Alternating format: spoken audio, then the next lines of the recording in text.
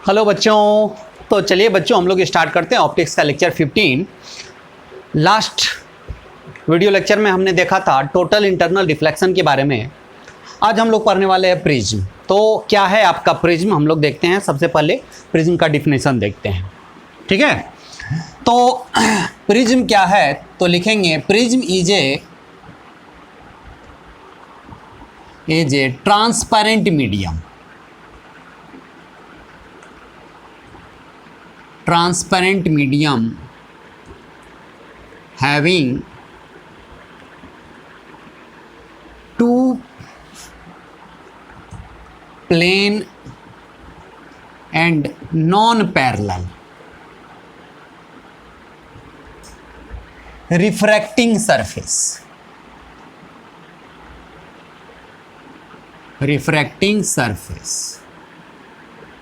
ठीक है।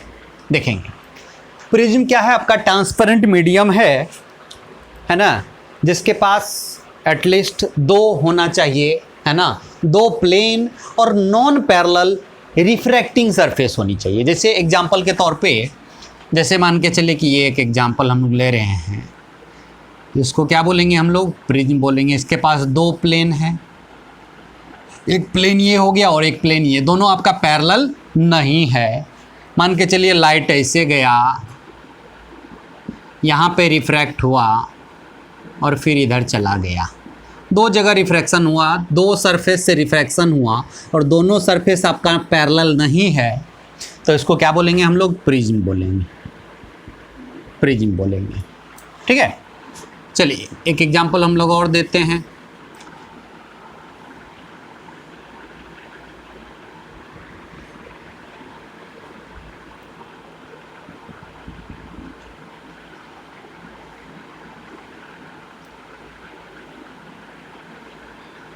चलिए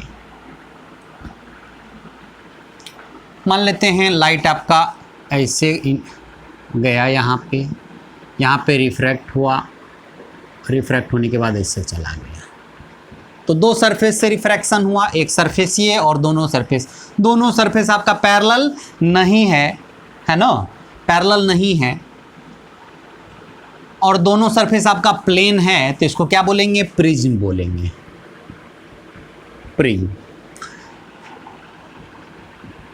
एक एग्जांपल से पूरा क्लियर हो जाएगा।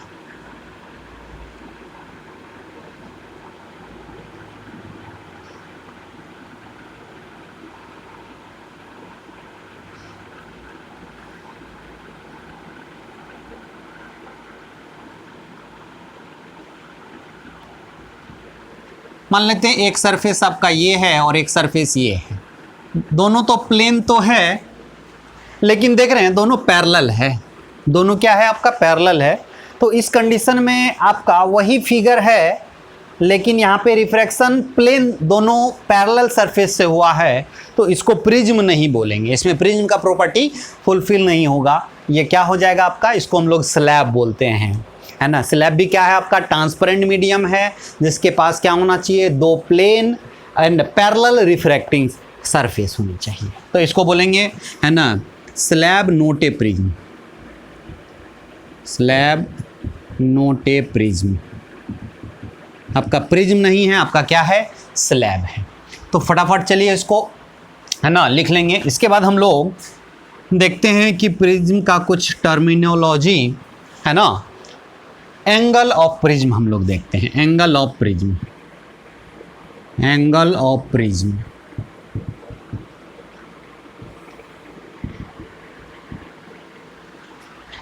प्रिज्म का एंगल क्या कहलाएगा, है ना, किसको बोलेंगे। तो प्रिज्म का एंगल हम लोग बोलेंगे the angle between two plane and non parallel refracting surface is known as angle of prism, ठीक है। The angle between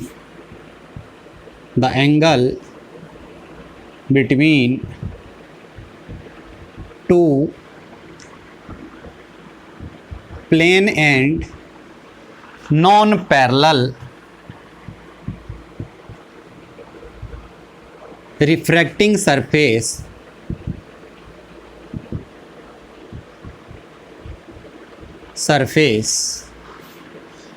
of prism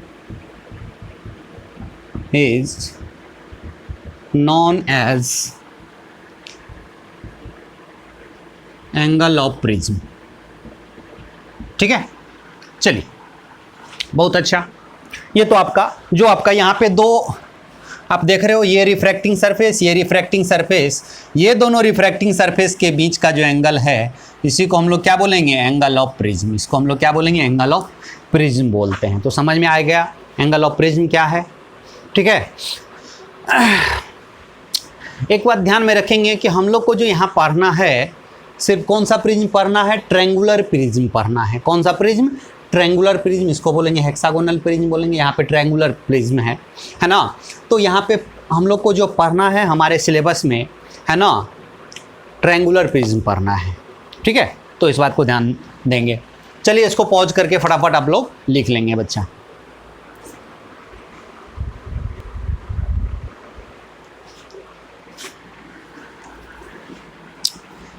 refracting as, दूसरा हम लोग देखते हैं रिफ्रैक्टिंग एज। रिफ्रैक्टिंग एज क्या है, तो बोलेंगे the line of intersection, the line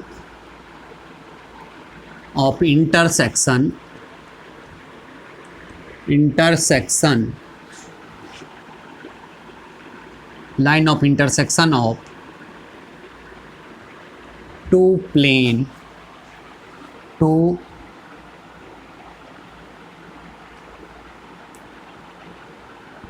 plane refracting surface of a prism is known as refracting age।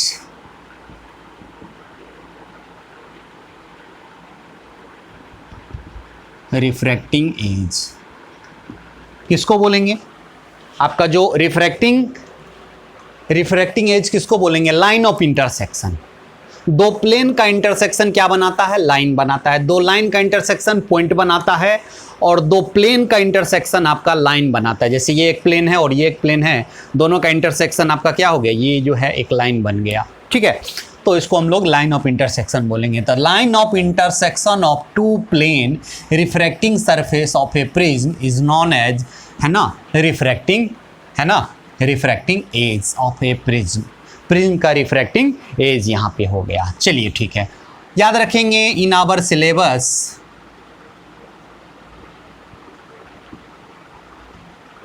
है ना, वी हैव टू स्टडी,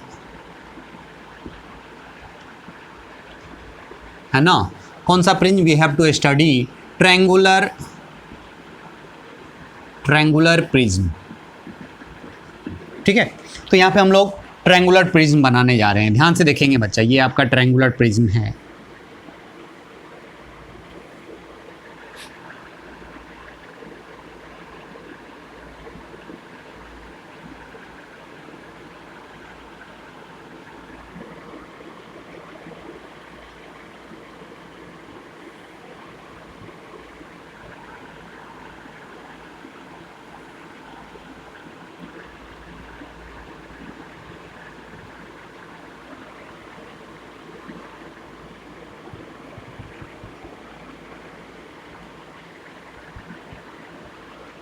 ये आपका ट्रायंगुलर प्रिज्म का आइसोमेट्रिक व्यू है। कौन सा व्यू है, आइसोमेट्रिक व्यू। ठीक है, आप देख रहे हैं ये जो इसी को हम लोग क्या बोलते हैं, refracting as.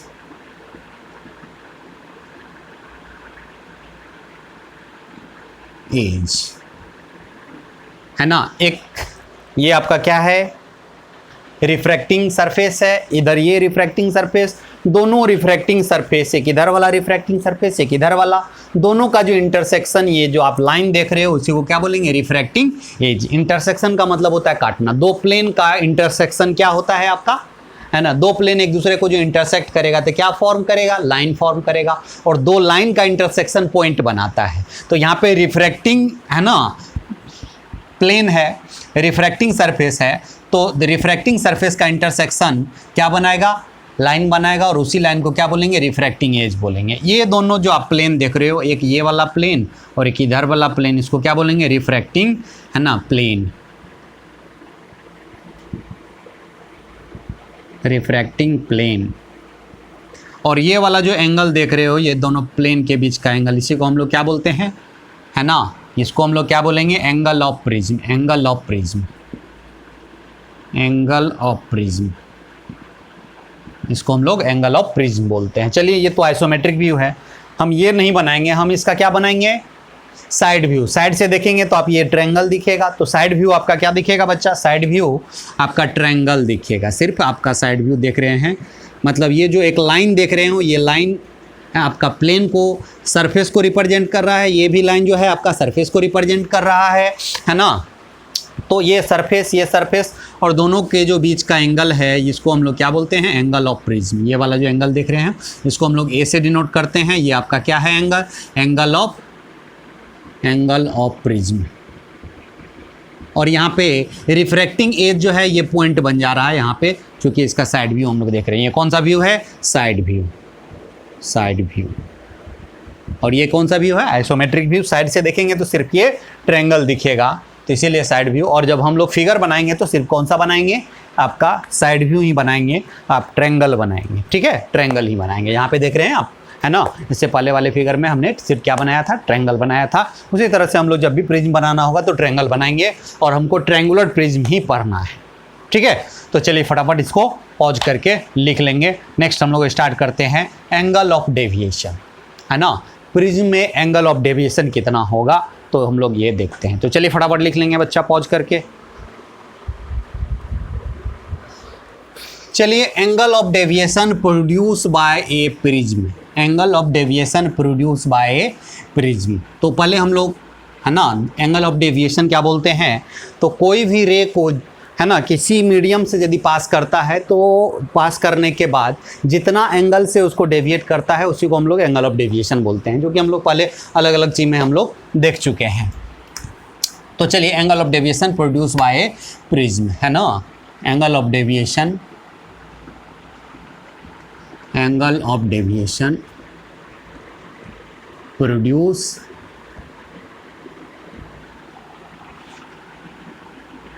Bye a prism, कितना एंगल ऑफ डेविएशन होगा। तो चलिए पहले हम लोग थोड़ा सा, हम लोग ये आपका एक प्रिज्म है, देखेंगे क्या क्या होगा। मान लेते हैं एक रे जो है यहाँ पे इंसिडेंस हुआ, है ना, तो ये क्या हो जाएगा, इसका नॉर्मल, ये आपका नॉर्मल हो गया, है ना। इंसिडेंस हुआ तो आपका मान लेते हैं इधर आपका एयर है, और इधर आपका जो प्रिज्म देख रहे हैं, इसका रिफ्रैक्टिव इंडेक्स म्यू है। तो क्या करेगा इसको, है ना, है ना, नॉर्मल यदि रेयर से डेंसर में आता है तो नॉर्मल की तरफ बेंड करता है। तो इधर बेंड किया, मान के चलो ऐसे चला गया, फिर यहाँ पे आया, फिर यहाँ पे आप नॉर्मल खींचोगे,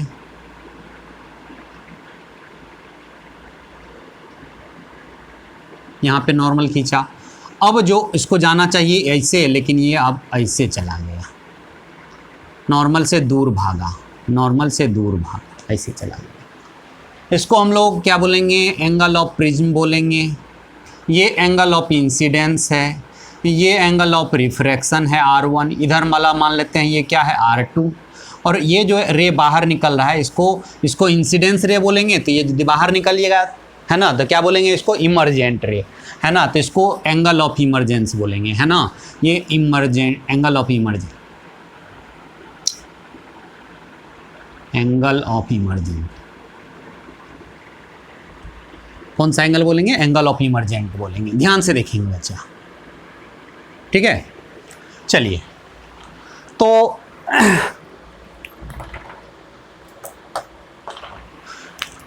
ये आपका R1 है, ये वाला एंगल कितना हो जाएगा, 90 माइनस R1, और ये वाला भी एंगल क्या हो जाएगा, 90 माइनस R2, ठीक है।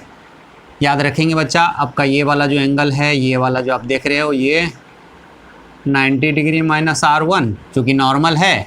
उसी तरह से ये वाला भी एंगल क्या हो जाएगा आपका, ये वाला जो एंगल देख रहे हो, 90 डिग्री माइनस R2, तो ये वाला ट्रायंगल में ये एंगल और ये तीनों का सम क्या हो जाएगा, ट्रायंगल के तीनों एंगल का सम क्या हो जाएगा बच्चा, है ना 180 डिग्री। तो यानी कि 90 degree minus R1 plus 90 degree minus R2 plus ये ट्रायंगल के तीनों एंगल का सम है, बराबर क्या हो जाएगा 180 डिग्री। तो 180 से 90 प्लस 90 चला गया, R1 R2 को उधर ले जाएंगे तो क्या हो जाएगा R1 प्लस R2 बराबर A। इसको हम लोग यूज करेंगे, याद रख लेंगे कि R1 प्लस R2, R1 क्या है ना, यहाँ पे रिफ्रैक्टेड रे एंगल, ये एंगल ऑफ इंसिडेंस, ये एंगल ऑफ रिफ्रैक्शन हो गया, और फिर ये यहाँ पे भी रिफ्रैक्शन हो रहा है, तो ये एंगल ऑफ R2 क्या है, एंगल ऑफ इंसिडेंस, उसका रिफ्रैक्शन ही है ना। तो इस तरह से हम लोग यहाँ पे देखते हैं। चलिए अब हम लोग ये तो देख लिया कि R1 प्लस R2 बराबर है। अब हम लोग चूंकि एंगल ऑफ डेविएशन हम लोग निकालने जा रहे हैं, तो एंगल ऑफ डेविएशन के बारे में देखेंगे क्या हो रहा है, कैसे एंगल ऑफ डेविएट कर रहा है, कितना एंगल से यहाँ पे डेविएशन हो रहा है। ठीक है, तो मान के चलते हैं कि ये आपका रे ऐसे गया, इंसिडेंस हुआ, ये रे आपका ऐसे इंसिडेंस हुआ, यहाँ पे फिर रिफ्रैक्शन हुआ और फिर ऐसे चला गया। ध्यान देंगे, आप यदि यहाँ पे नॉर्मल खींचोगे तो ये आपका नॉर्मल यहाँ हो गया, तो इसको हम लोग क्या बोलेंगे, एंगल ऑफ इंसिडेंस I, इसको हम लोग रिफ्रैक्शन बोलेंगे R1। इस रे को जाना चाहिए था ऐसे, ठीक है, तो ये I है, तो ये पूरा एंगल भी क्या हो जाएगा आपका I ही होगा। ठीक है, वर्टिकल अपोजिट एंगल से ये आपका R1 है, ये पूरा जो एंगल आप देख रहे हो ये आपका I है, तो ये वाला एंगल कितना हो जाएगा, ये वाला एंगल, है ना। देखेंगे बच्चा, ध्यान से देखेंगे कि ये पूरा एंगल I है और ये R1 है, तो ये क्या हो जाएगा बच्चा, कितना एंगल हो गया, I माइनस R1। चलिए ठीक है, यहाँ पे फिर अगेन हम लोग नॉर्मल खींच रहे हैं। ठीक है, नॉर्मल खींचा तो ये आपका क्या है R2 और ये क्या है E है। ठीक है, ये पूरा आपका E है। इस रे को जाना चाहिए था ऐसे, ऐसे जाना चाहिए था, लेकिन कितना एंगल से डेविएट हो गया, है ना। तो ये R2 है, इसी को आगे बढ़ाया तो ये वाला भी क्या हो गया आपका R2 हो गया, तो ये वाला एंगल क्या हो गया E माइनस R2। तो एक डेविएशन यहाँ हुआ, कितना से, ये वाला एंगल से एक डेविएशन यहाँ हुआ, तो ये रे एक बार यहाँ इसको जाना चाहिए था इधर, इधर डेविएट हुआ, है ना, फिर ऐसे जाना चाहिए, फिर यहाँ डेविएट हुआ, दो जगह डेविएट हुआ। तो यहाँ पे डेल्टा का वैल्यू क्या हो जाएगा, I माइनस R1 यहाँ पे डेविएट हुआ और E माइनस R2, है ना, इस जगह पे डेविएट हुआ। चूँकि दो बार रिफ्रैक्शन हो रहा है तो दो बार डेविएशन होगा, तो दोनों डेविएशन का हम लोग सम कर दिए। ठीक है, तो I प्लस E, है ना, माइनस R1 प्लस R2। ठीक है, आप देख रहे हो कि यहाँ पे क्या हो जाएगा, डेल्टा बराबर I plus E minus R1 plus R2, और हम लोग निकाल चुके हैं कि R1 प्लस R2 बराबर क्या होता है A। तो यहाँ से डेविएशन जो हो गया डेल्टा, वो क्या हो गया बच्चा, I plus E minus A। ये फार्मूला को याद रखेंगे, है ना, कि एंगल ऑफ डेविएशन जो हो गया आपका, है ना, प्रोड्यूस बाय प्रिज्म, क्या हो गया I angle of incidence, angle of emergence, है ना, minus A angle of prism. देखिए कैसे हुआ, कहाँ कहाँ डेविएशन हुआ, है ना। इसको हम लोग फाइनल एक साथ करके हम लोग बनाते हैं फिगर। रे आपका ऐसे चला था,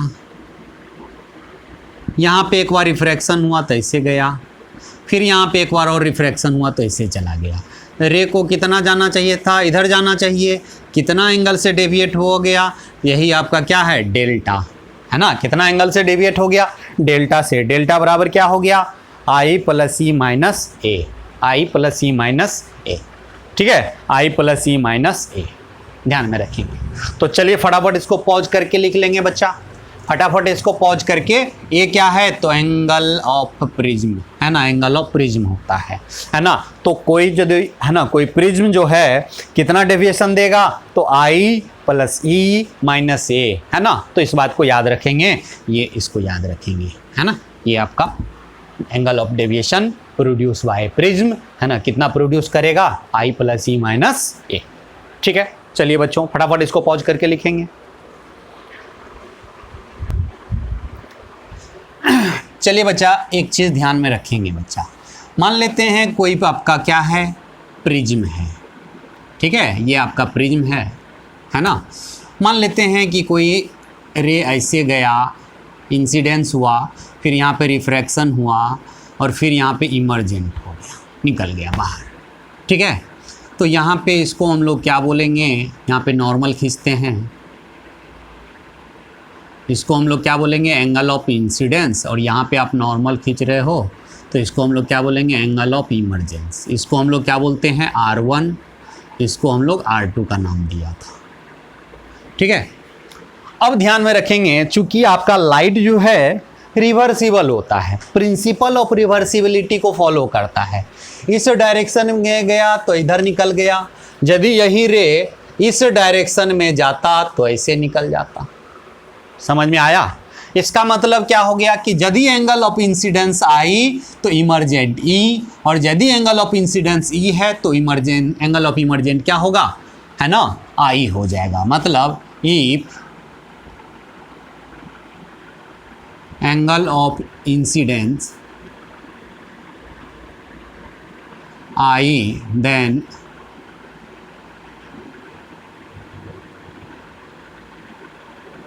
angle of emergent E, also if angle of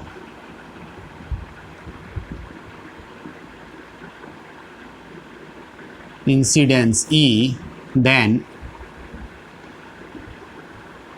angle of emergent is I, ठीक है। यदि एंगल ऑफ इंसिडेंस तो ई क्या हो जाएगा, एंगल ऑफ इमर्जेंट, है ना। और यदि ई एंगल ऑफ इंसिडेंस हो गया, जैसे रे ऐसे फॉल हो रहा है तो एंगल ऑफ इंसिडेंस ये हो जाएगा, तो इमर्जेंट क्या हो जाएगा, आई। समझ में आया बच्चा? बातें क्लियर है ना। चूंकि लाइट आपका क्या होता है ना, प्रिंसिपल ऑफ रिवर्सिबिलिटी को फॉलो करता है ना। इस डायरेक्शन में आया तो ऐसे चला गया, और इधर ऐसे आएगा तो इसी पाथ को फॉलो करेगा, मतलब रिवर्सिबल होता है लाइट आपका। यदि एक डायरेक्शन से जा रहा है, यदि जिस डायरेक्शन से बाहर निकला उसी डायरेक्शन से यदि रे आपको भेजेंगे तो फिर पहले वाले डायरेक्शन से वो निकल जाएगा, है ना। तो मतलब लाइट जो है प्रिंसिपल ऑफ रिवर्सिबिलिटी को फॉलो करता है। तो कहने का मतलब यदि आई एंगल ऑफ इंसिडेंस तो इमर्जेंट ई, यदि ई आपका एंगल ऑफ इंसिडेंस तो इमर्जेंट क्या हो जाएगा, आई हो जाएगा। तो चलिए इसी बातों को ध्यान से एक बार और फिगर हम लोग बना के देखते हैं। चलिए मान लेते हैं कि कोई रे है, ऐसे गया और फिर यहाँ पे इमर्जेंस हो गया।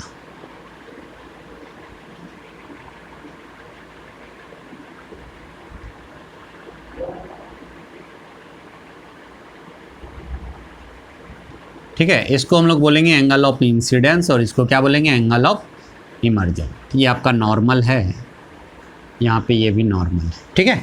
चलिए कोई बात नहीं, बहुत बढ़िया। हम लोग इसको I1 लेते हैं, इसको E1 लेते हैं। तो यहाँ पे एंगल ऑफ डेविएशन क्या हो गया, बोलेंगे I1 प्लस E1 माइनस ए, जहाँ पे ये क्या है, एंगल ऑफ प्रिज्म, ठीक है। बोलेंगे बहुत अच्छा। अगेन फिर क्या लेते हैं, फिर प्रिज्म लेते हैं हम लोग। इस बार हम लोग एंगल ऑफ इंसिडेंस जो ले रहे हैं, ध्यान में रखेंगे, इस बार जो हम लोग एंगल ऑफ इंसिडेंस जो ले रहे हैं, है ना, ऐसे आया रे, रिफ्रैक्ट हुआ यहाँ पे और फिर यहाँ पे भी रिफ्रैक्ट होके चला गया। इस बार हम लोग एंगल ऑफ इंसिडेंस जो ले रहे हैं E1 ले रहे हैं, E1, ठीक है। तो एंगल ऑफ इमर्जेंट कितना हो जाएगा, आप बताओ बच्चा, आप बताओगे सोच करके। यदि E1 यदि एंगल ऑफ इंसिडेंस तो एंगल ऑफ इमर्जेंट क्या हो जाएगा, क्या हो जाएगा बच्चा, बोलेंगे I1, ठीक है।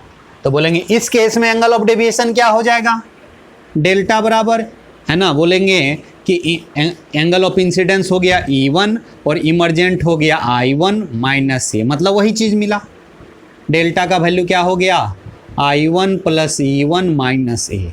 मतलब एक बात तो हमको समझ में आया, एक बात हमको समझ में आया कि दो एंगल ऑफ इंसिडेंस के लिए, एक I1 आई और दूसरा ई, दो एंगल ऑफ इंसिडेंस के लिए एंगल ऑफ डेविएशन क्या होगा, सेम होगा। मतलब दो एंगल है ना, दो एंगल ऑफ इंसिडेंस के लिए एंगल ऑफ डेविएशन क्या होगा, सेम होगा। समझ में आया बच्चा? इस बात को ध्यान में रखेंगे, इसको माइंड में सेट करके रखेंगे कि दो एंगल ऑफ इंसिडेंस के लिए एंगल ऑफ डेविएशन आपका यहाँ पे क्या हो जाएगा, सेम हो जाएगा। आपने देखा I1 के लिए I1 यदि एंगल ऑफ इंसिडेंस था तो जो डेविएशन आ गया, और E1 जब एंगल ऑफ इंसिडेंस था तो जो डेविएशन आया, दोनों क्या आ गया, समान है ना, सेम आया है ना। तो इस बात को ध्यान में रखेंगे। तो चलो दोनों को हम लोग है ना मिला करके पॉइंट हम लोग लिखते हैं। चलिए फटाफट ये इसको नोट कर लेंगे बच्चा, ठीक है, इसको नोट करके इसी में लिखेंगे बच्चा।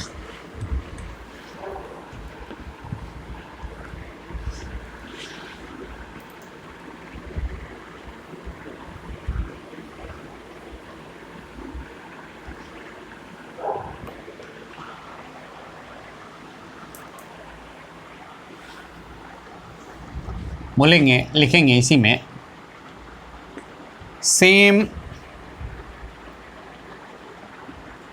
Same angle of deviation produce by a prism for two angle of incidence, angle of incidence as one is angle of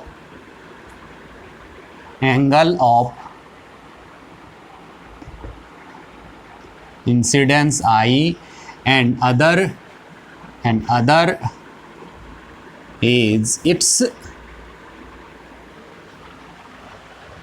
other is corresponding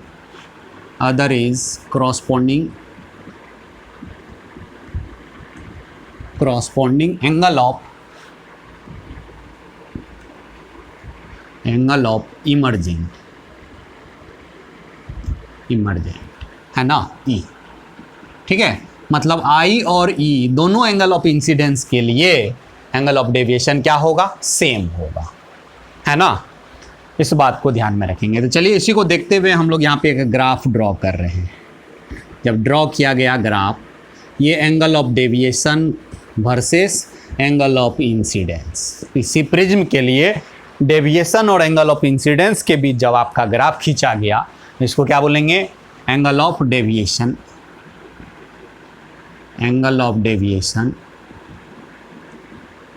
और ये है एंगल ऑफ इंसिडेंस,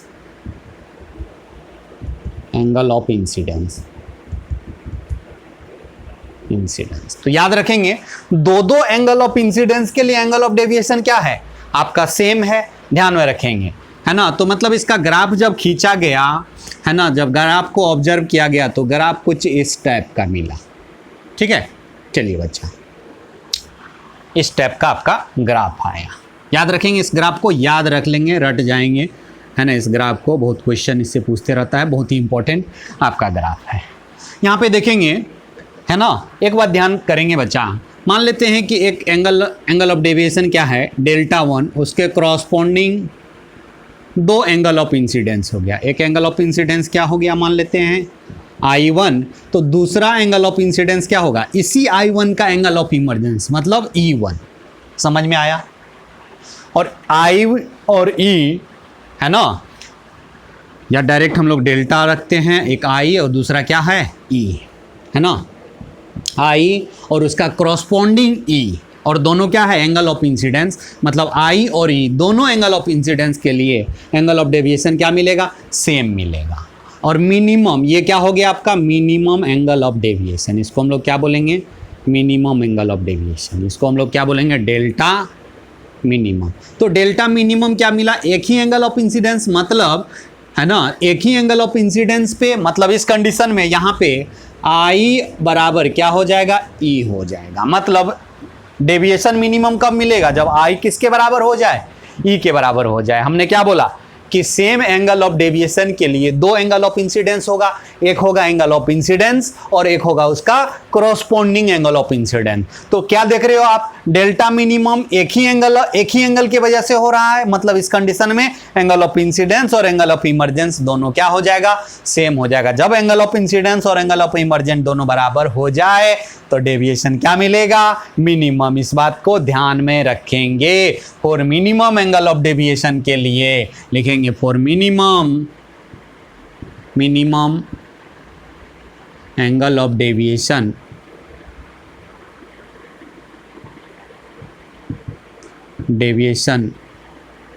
है ना, आई बराबर क्या हो जाएगा, ई हो जाएगा। इस बात को ध्यान में रखेंगे। आई किसके बराबर है ना, जब एंगल ऑफ इमर्जेंस और एंगल ऑफ इंसिडेंस दोनों बराबर हो जाए, जिस एंगल ऑफ इंसिडेंस के लिए वो एंगल ऑफ इंसिडेंस पे डेविएशन प्रिज्म सबसे मिनिमम देगा। सबसे मिनिमम डेविएशन के लिए आई बराबर क्या हो जाएगा, ये हो जाएगा। इस बात को याद रखेंगे और इस पे हम लोग अब क्वेश्चन करने जा रहे हैं। जल्दी से इसको पॉज करके फटाफट आप लोग लिख लेंगे बच्चा, है ना। माइंड में सेट होनी चाहिए, है ना, कि एंगल ऑफ डेविएशन का फॉर्मूला क्या बन गया, आई प्लस ई माइनस ए।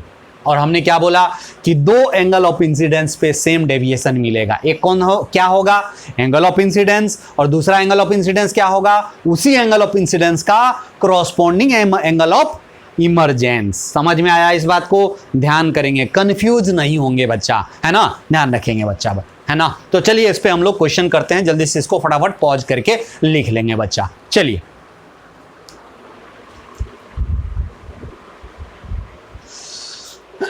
बच्चा यहाँ पे क्वेश्चन देखेंगे। A beam of monochromatic light is incident at angle of incidence बराबर 50 degree on one of the face of equilateral prism. Equilateral prism दे दिया तो इसका मतलब है ना, उस प्रिज्म का प्रिज्म एंगल कितना हो जाएगा बच्चा, प्रिज्म का जो आपका प्रिज्म एंगल होगा, है ना, वो 60 डिग्री हो जाएगा यदि आपका इक्विलैटरल प्रिज्म दे दिया, है ना। इस बात को ध्यान में रखेंगे, ठीक है। करा है equilateral prism, then angle of emergence is कितना है, 40 डिग्री, है ना, 40 degree. The angle of minimum deviation, इसमें से कौन सा ऑप्शन होगा। तो मिनिमम डेविएशन के लिए हमने बताया था कि आई और ई दोनों क्या होता है, बराबर होता है मिनिमम डेविएशन के लिए, है ना। एकदम मिनिमम डेविएशन के लिए दोनों एक दूसरे के यहाँ पे बराबर हो रहा है।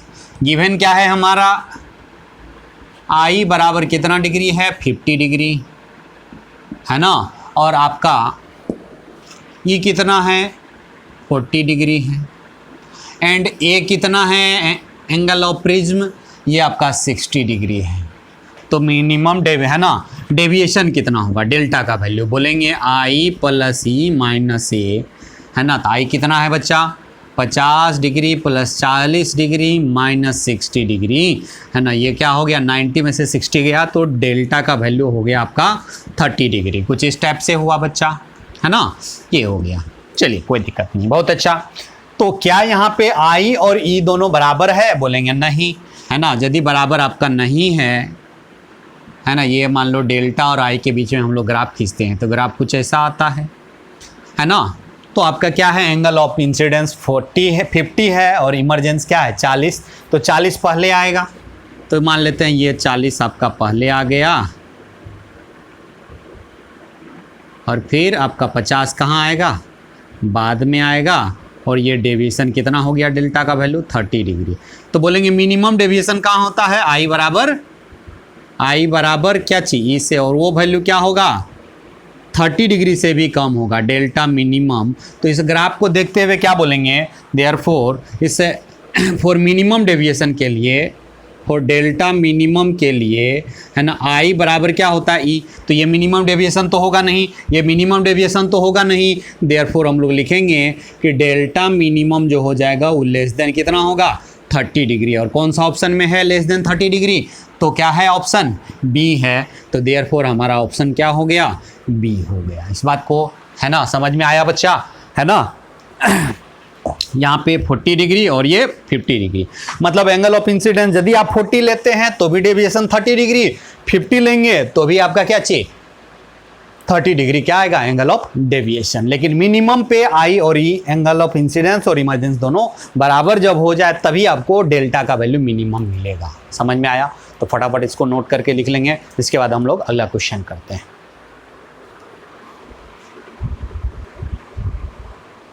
चलिए बच्चा एक क्वेश्चन देखते हैं। करा है a ray incident at an angle of 53 degree on a prism emergent at an angle of 37 degree, है ना। 53 डिग्री एंगल ऑफ इंसिडेंस है और उसका एंगल ऑफ इमर्जेंट कितना है, 37 डिग्री। कह रहा है if angle of incident made 50 degree, यदि आपका है ना एंगल ऑफ इंसिडेंट को आप 50 डिग्री बना देते हैं, देन कह रहा है कि which of the following is possible value of angle of emergence, मतलब इसमें से कौन सा possible value of angle of emergence है ना हो सकता है, इसमें से कौन सा होगा, है ना। तो ये हम लोग देखते हैं। तो चलिए पहले हम लोग पहला कंडीशन से हम लोग देखते हैं। बोल रहा है कि जब एंगल ऑफ इंसिडेंस कितना हो 53, तो एंगल ऑफ इमरजेंस आपका जो है वो कितना हो रहा है बच्चा, 37 डिग्री। ठीक है, यानी कि यहाँ पे डेल्टा 1 जो आ जाएगा,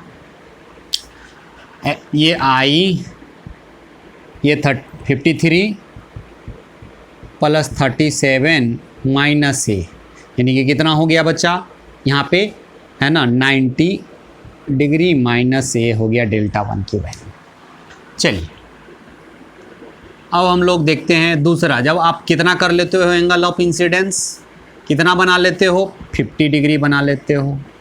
जब आप 50 डिग्री बना लेते हो, ऐसे आया और ऐसे चला गया, तो पूछ रहा है कि एंगल ऑफ इमरजेंस ये क्या होगा, है ना।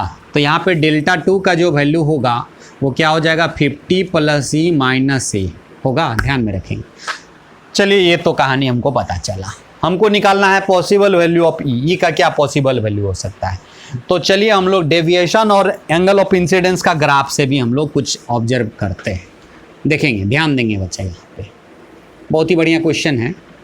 यहाँ पे डेल्टा और आई ग्राफ कुछ ऐसा आया था, यही ग्राफ को तो याद ही रखेंगे। आपका एंगल ऑफ इंसिडेंस क्या है 53 और एंगल ऑफ है ना इमरजेंस 37, तो 37 पहले आएगा। तो मान लेते हैं ये आपका 37 है।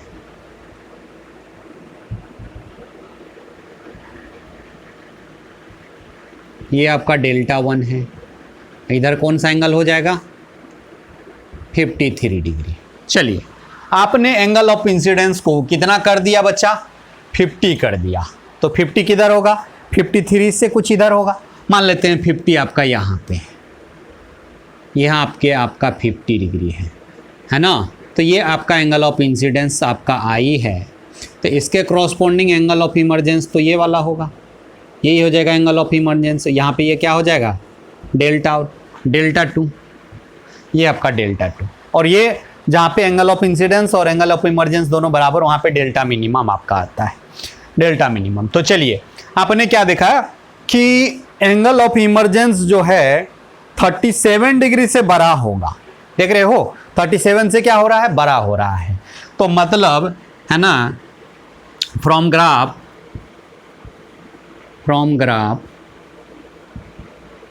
है ना, ई जो है ग्रेटर देन कितना डिग्री है, 37 डिग्री। एंड आप देख रहे हो डेल्टा 1 बड़ा कि डेल्टा 2 बड़ा, बोलेंगे डेल्टा 1 बड़ा। तो and delta 1 is greater than delta 2। चलिए ठीक है, बहुत अच्छा। तो डेल्टा 1 का वैल्यू क्या है, 90 minus A, 90 degree minus A is greater than है ना 50 प्लस ई माइनस ए। चलिए इससे ए से ए कट गया, 50 को इधर भेज लेते हैं। तो 90 में से 50 चला गया, कितना बचा, 40। मतलब 40 से छोटा है ई, मतलब इसी को हम लोग ई इज लेस देन 40।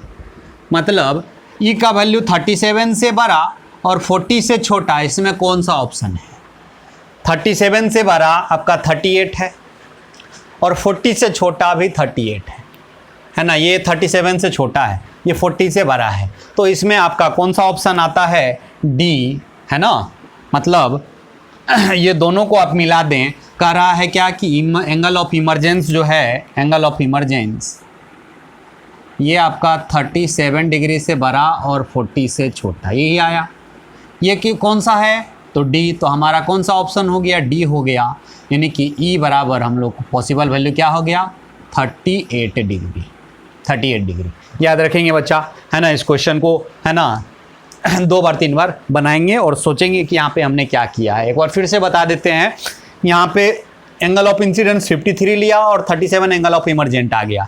तो बोल रहा है कि जब 50 कर लेते हो तो एंगल ऑफ इमरजेंस क्या होगा, है ना। तो चलो हम लोग यहाँ पे डेल्टा 1 निकाल लिए, यहाँ पे डेल्टा 2, ठीक है। और ना तो हमको ए दिया हुआ है, तो हम लोग ग्राफ से यहाँ पे देखते हैं। जब हमने यहाँ पे ग्राफ से देखा तो एंगल क्या है, एंगल ऑफ इंसिडेंस 53 और 37, तो 37 पहले आएगा, तो हम लोग मान लेते 37 यहाँ ले लिए, तो 53 इधर कहीं आ जाएगा, ठीक है। और उसके क्रॉसपोंडिंग, है ना, एंगल ऑफ डेविएशन डेल्टा 1 हमने लिया। अब 53 से छोटा है 50, तो इससे पहले आएगा, तो इससे पहले कुछ यहाँ पे, तो इसके क्रॉसपोंडिंग जो एंगल ऑफ डेविएशन आपका डेल्टा 2 डेल्टा 1 से छोटा आ गया, है ना। और ये क्या हो जाएगा, ये 50 यदि एंगल ऑफ इंसिडेंस है तो एंगल ऑफ इमरजेंस आपका ये हो जाएगा। तो एंगल ऑफ इमरजेंट क्या हो गया, 37 से बड़ा। ग्राफ से 2 पॉइंट, एंगल ऑफ इमरजेंस 37 से बड़ा है और delta 1 is greater than delta 2 है ना।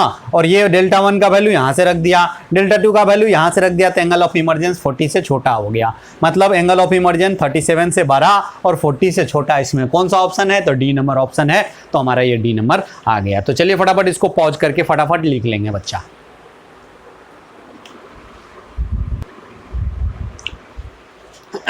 चलिए बच्चा, हम लोग देखा कि डेविएशन जो है, डेविएशन बराबर आई प्लस ई माइनस ए आया। चलिए हम लोग मिनिमम डेविएशन के लिए हम लोग देखते हैं, मिनिमम डेविएशन के लिए, for minimum deviation, for minimum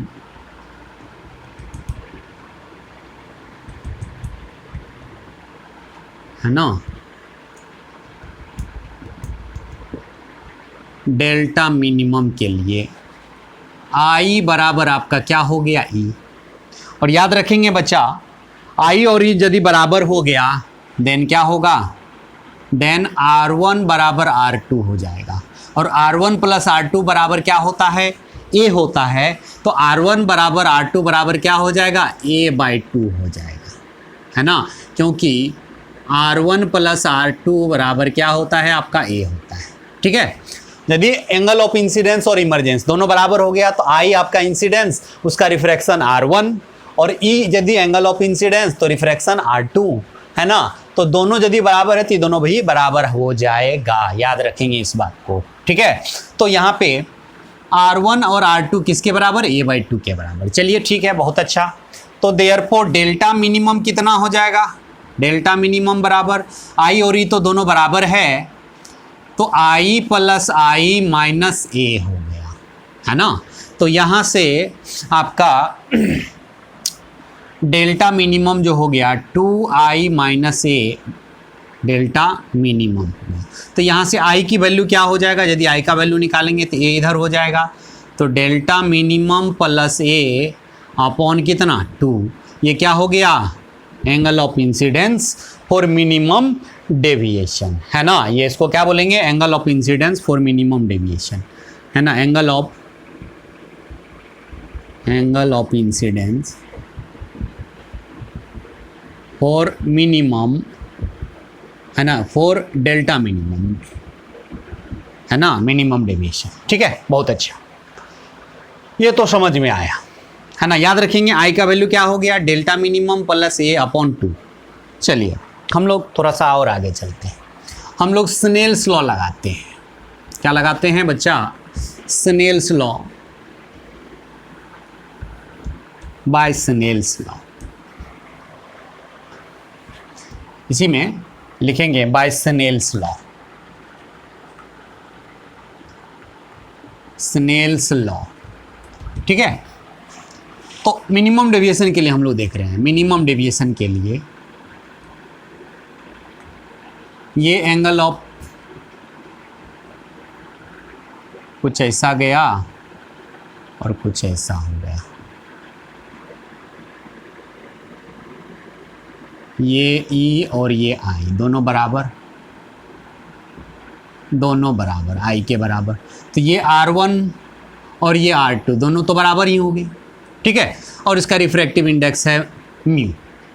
mu क्या है? Refractive index. ये मान लेते हैं इसका है ना, बाहर का एटमॉस्फेयर का रिफ्रैक्टिव इंडेक्स μ1 है और इसका μ2 है ना, इधर भी क्या है μ1।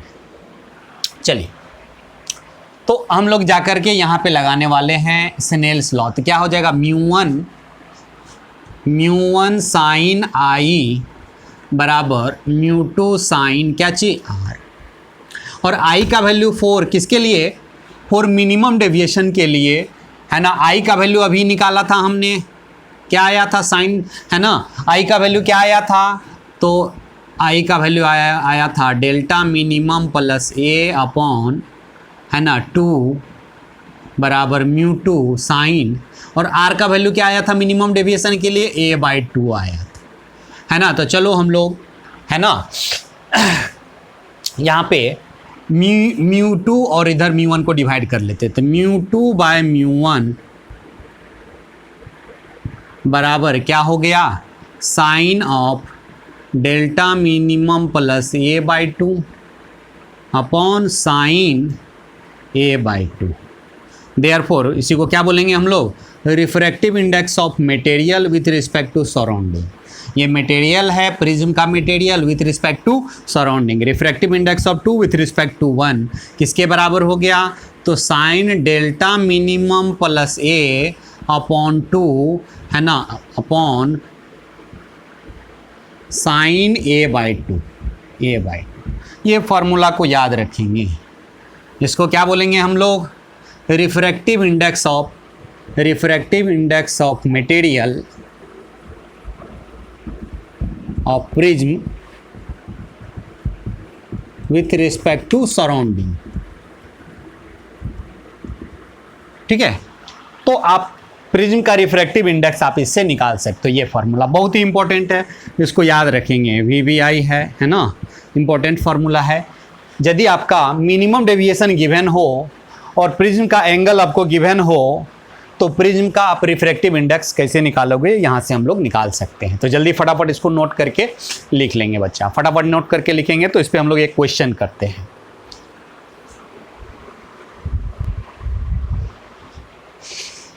चलिए बच्चा, क्वेश्चन हम लोग सॉल्व करते हैं। कुछ नहीं, क्या दिया हुआ है आपका? ए प्रिज्म है, उसका प्रिज्म एंगल क्या है? 60 degree, produces A minimum deviation of 30 degree. Find the refractive index of material of prism. Prism के मटेरियल का रिफ्रैक्टिव इंडेक्स पूछ रहा है हमसे। हमको क्या क्या गिवन है? गिवन क्या क्या है ना, ए दे दिया है आपका 60 डिग्री एंड डेल्टा मिनिमम जो है वो आपका 30 डिग्री दे दिया है। हमसे पूछा कि रिफ्रैक्टिव इंडेक्स ऑफ प्रिज्म का रिफ्रैक्टिव इंडेक्स क्या होगा? तो हम बोलेंगे साइन ऑफ, है ना, delta minimum plus a/2 upon sine a/2, है ना। तो कोई नहीं, है ना। तो यहाँ पे हम लोग क्या कर लेंगे बच्चा? फटाफट रख देंगे साइन डेल्टा मिनिमम आपका 30 degree plus 60 degree by 2 upon sine 60 degree by 2। तो यहाँ पे क्या हो गया? म्यू का वैल्यू। देयरफॉर आपका म्यू का जो वैल्यू हो गया साइन 45 डिग्री अपॉन साइन 60 का आधा यानी कि साइन 30 डिग्री। साइन 45 का वैल्यू 1/√2 और साइन 30 का वैल्यू 1/2 होता है। ये ऊपर चला गया तो क्या हो गया आपका? √2। देयरफॉर म्यू का वैल्यू आपका √2 आ गया, ठीक है। कोई दिक्कत बच्चा? फटाफट इसको लिख लेंगे बच्चा, है ना। चलिए जल्दी से लिखेंगे बच्चा।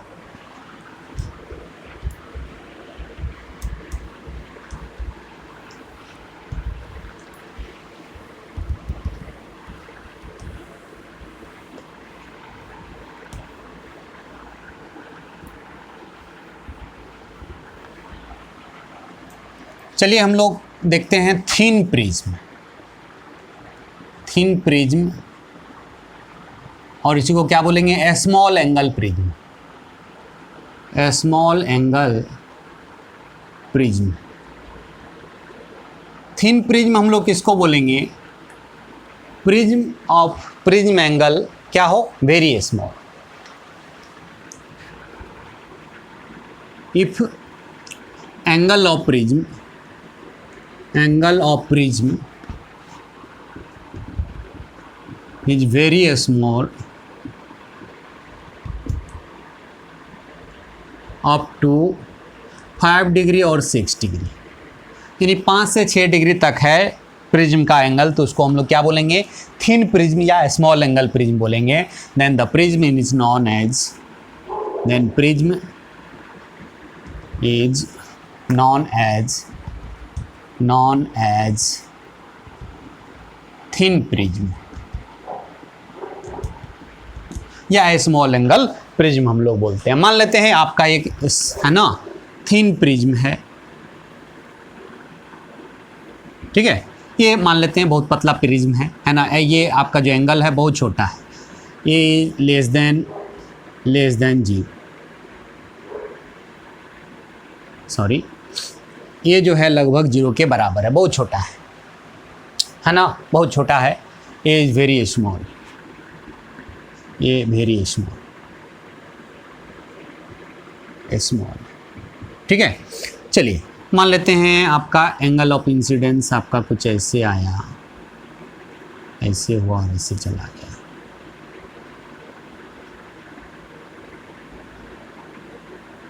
ये हम लोग एंगल ऑफ इंसिडेंस, ये इमरजेंस, ये आपका R1 और ये R2 है ना।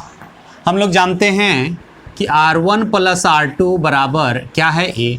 यदि A ही एंगल आपका छोटा है, यदि A एंगल आपका छोटा है तो R1 R2 is also small हो जाएगा। If A is very small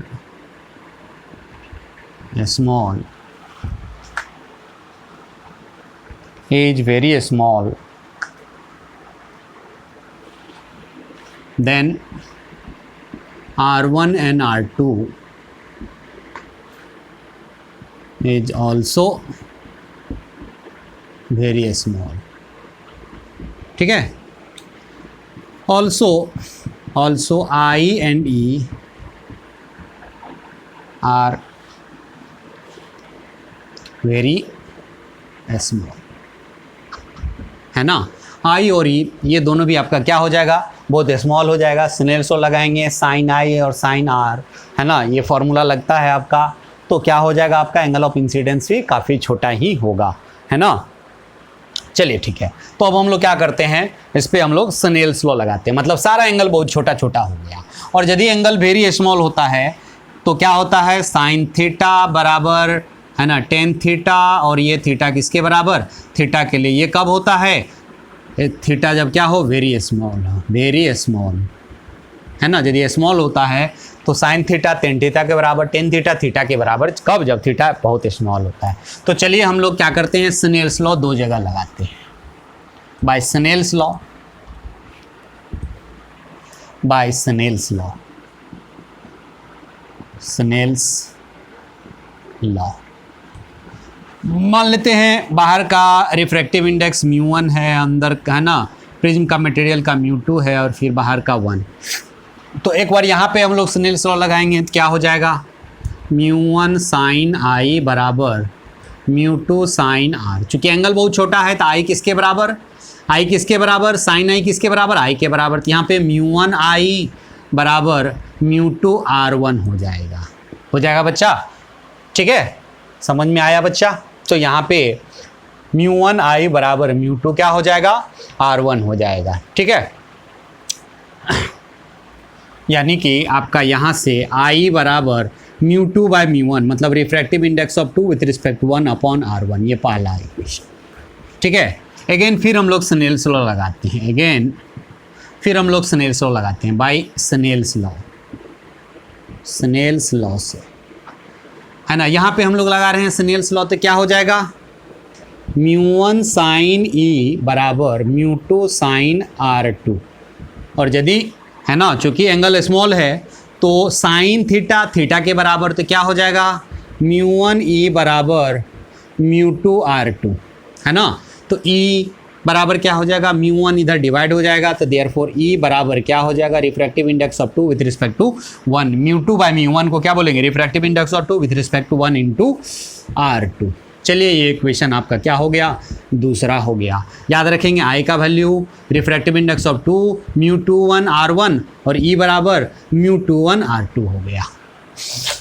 हमको क्या निकालना है, डेविएशन। हम लोग देखते हैं डेविएशन। चलिए ठीक है, स्मॉल एंगल है ना प्रिज्म या थिन प्रिज्म के लिए एंगल ऑफ डेविएशन हम लोग निकालते हैं। डेविएशन कितना होगा, एंगल ऑफ डेविएशन डेल्टा का वैल्यू क्या हो जाएगा बच्चा, इसी में डेविएशन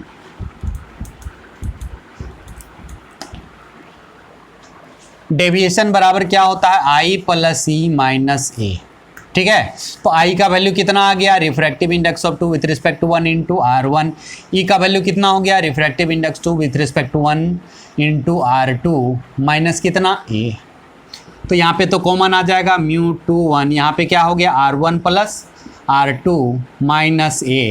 ठीक है, चलिए, और R1 प्लस R2 हम लोग जानते हैं किसके बराबर होता है बच्चा, A के बराबर होता है। R1 प्लस R2 जो है यहाँ पे किसके बराबर होता है, A के बराबर, तो ये तो A हो गया। देयरफॉर डेविएशन जो हो गया refractive index of 2 with respect to 1 into A minus A। Therefore आपका डेविएशन का फॉर्मूला हो गया refractive index of 2 with respect to 1 है ना, A कॉमन ले लें, refractive index of 2 with respect to 1 minus 1।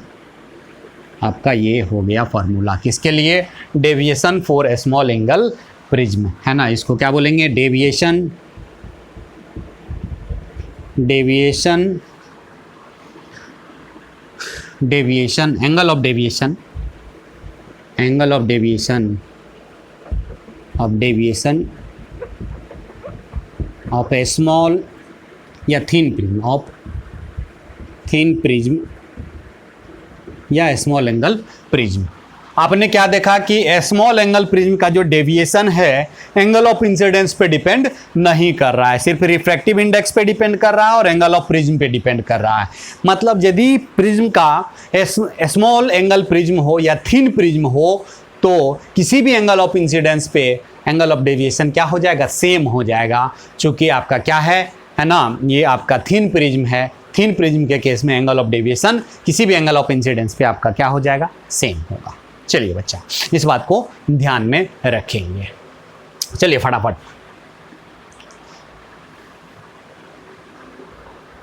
तो चलिए फटाफट इसको है ना लिख लेंगे, तो फिर हम लोग एक क्वेश्चन करते हैं। चलिए बच्चा ध्यान से देखेंगे बच्चा,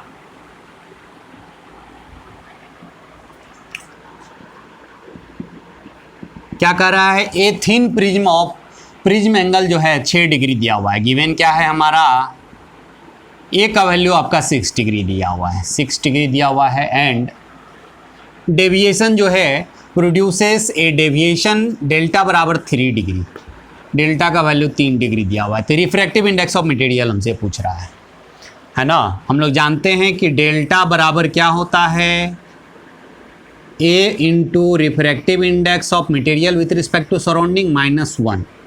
ठीक है, तो डेल्टा का वैल्यू कितना है, 3 डिग्री है ना, 3 डिग्री है, 3 डिग्री है। और ए का वैल्यू जो है आपका दिया हुआ है 6 डिग्री, 6 डिग्री दिया हुआ है इंटू म्यू माइनस 1, तो 3 2 जा 6 है ना। और याद रखना है कि यहाँ पे डेल्टा और ए को रेडियन में रखना है, तो रेडियन में रखेंगे है ना, तो पाई बाय 180 से क्या कर लेंगे, यहाँ पे मल्टीप्लाई कर लेंगे है ना। तो जब एंगल यहाँ पे लिखते हैं तो चूँकि रेडियन में लिखना पड़ेगा, चूँकि आप साइन थीटा बराबर टेन थीटा बराबर थीटा जो लगाते हैं उसमें एंगल किस में रखते हैं, रेडियन में। तो यदि आपको इसको रेडियन में कन्वर्ट करना होगा तो क्या लिखेंगे, पाई बाई 180 से मल्टीप्लाई कर देंगे, इधर भी पाई बाई 180 से, लेकिन कोई फ़र्क नहीं पड़ेगा, ये पाई बाई 180 इधर इधर कट ही गया। इधर कितना बचा, 1 बराबर 2 म्यू माइनस 2, तो इसको इधर ले आएंगे तो 3 हो जाएगा। तो म्यू बराबर आपका क्या हो गया, 3/2 है ना। कितना हो गया बच्चा, 3/2। यहाँ पे रिफ्रैक्टिव इंडेक्स ऑफ मटेरियल कितना हो गया, 3/2 है ना। तो चलिए बच्चों आज हम लोग यहीं ख़त्म करते हैं है ना। चलिए ठीक है, तो मिलते हैं हम लोग अगले क्लास में है ना। चलिए।